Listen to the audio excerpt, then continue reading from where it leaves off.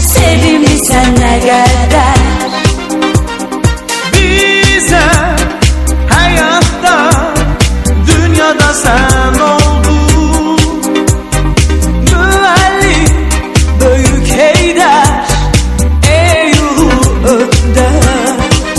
Ey dolma mektebi, hara gitsen bizimle sen sevabımız. Hara uçsan seninleysen olur kanadımız. Her yerde her an her zaman hem kal. Boş vaktiye açılacak dönem her sefer. Var ol bizim Azerbaycan, ey oğul sen geldim şehir. Ey dolma aziz mehriban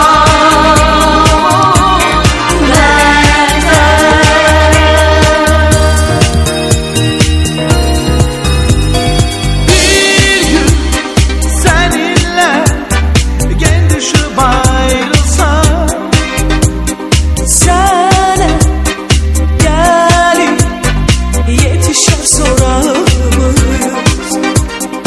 Bil ki dünyada hayanda biz olsa ucalacak ay yıldızlı öz bayrağımız.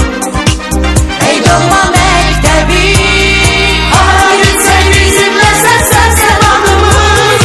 Hara uçsan seninleysen olur kanadımız. Her yerde her an her zaman hem kal. Boş vaktiye açılacak dönem her sefer. Var ol bizim Azerbaycan, ey oğul sen geldim şehir. Ey dolma aziz mehriban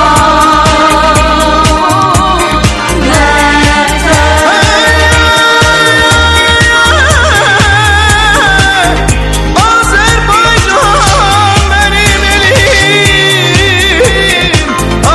Azerbaycan benim dilim. Doğransam da dilim dilim. Özgedine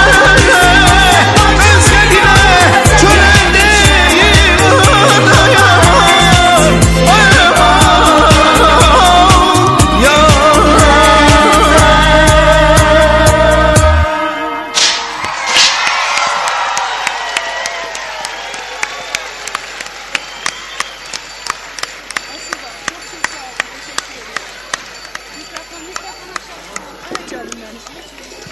Dayanın, dayanın uşaqlar, bayram qurtardı.